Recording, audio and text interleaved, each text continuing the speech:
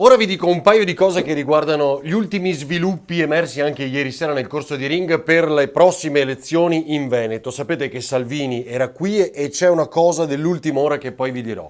Intanto avevamo ospite Flavio Tosi, ex sindaco di Verona, ex epurato dalla Lega e che di Lega ha parlato molto ieri sera nello studio. Nella giornata in cui Salvini era qui e incontrava Zaia per un evento che ha candidato il governatore uscente, ma non troppo, e dopo ne discuteremo. Cosa ha detto Tosi? In Veneto non c'è partita, è inutile sardine, centrosinistra unito, insieme al Movimento 5 Stelle, non c'è partita, la vittoria di Zaia è scontata. E questo lo ha detto Flavio Tosi, dicendo anche, a precisa domanda, che non sarà di questa partita, quindi non solo non candidato governatore di nuovo, ma questo era facilmente intuibile, ma nemmeno candidato consigliere. Sta preparando più che altro una sfida non con moderati dopo Forza Italia, ma con pragmatici, mettiamola così, di centro per le elezioni nazionali. Cosa ha detto Salvini? Candida Zaia ma non troppo, anche perché non sa nemmeno lui cosa dire, perché Zaia vuole solo annunciare la propria candidatura a 45 giorni dal voto. Per ora vuole continuare ad amministrare, ma questo è una cosa che ripete spesso. E altro dato di cui abbiamo parlato più volte, sarà presente come nelle candidature in Emilia Romagna Salvini? No, verrò poco, perché qui anche se candidano Mago Merlino contro Luca Zaia non c'è niente da fare.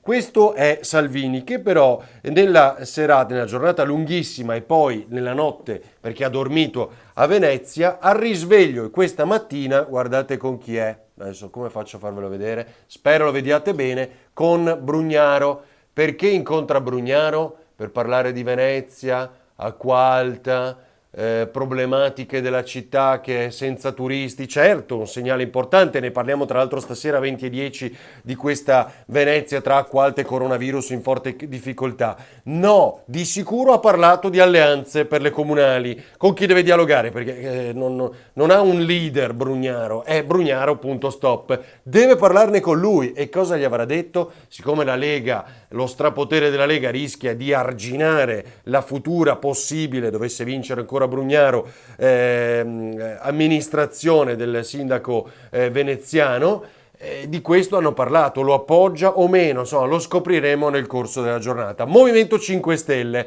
ieri sera abbiamo messo un po' in difficoltà Baldin, mi dispiace, la consigliera regionale, però abbiamo capito che di fatto si è ricandidata consigliera come tutti gli uscenti, abbiamo capito a parte Jacopo Berti che andrà a Roma e non si ricandida consigliere, ma si è candidata anche governatore, probabilmente lo hanno fatto anche gli altri candidati consiglieri uscenti. Bisogna aspettare giovedì, perché giovedì sapremo i nomi di chi fa cosa e poi partirà il voto settimana prossima. Il centro-sinistra con la direzione del PD sposta tutto a venerdì, ed è importante anche leggere i tempi, perché sabato c'è una grossa manifestazione a Vicenza che potrebbe lanciare ufficialmente la candidatura di Arturo Lorenzoni con la sua civica in appoggio con il Partito Democratico, e quindi bisogna aspettare venerdì sera. Lorenzoni che fa intanto, ieri era in piazza a Padova con le sardine, volente o nolente, di fatto ci mette il cappello. Quello è l'area con cui noi dialoghiamo, le sardine saranno al nostro fianco, civiche o meno,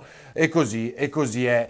Ultimo flash, Italia Viva, altra nota interessante ieri sera emersa da un collegamento, Sara Moretto era a Roma, l'onorevole di Italia Viva insieme a Renzi, andate col centro-sinistra sì o no? Sono aperte le due strade, quindi non è più un'esclusione a priori che significa il voto in Veneto è scontato, tanto si perde, allora andiamo lì per contarci, fare vedere che ci siamo anche noi. Potrebbero andare insieme al centro-sinistra, unica cosa emersa ieri sera. Questo in base alle ultime notizie. Ci vediamo stasera.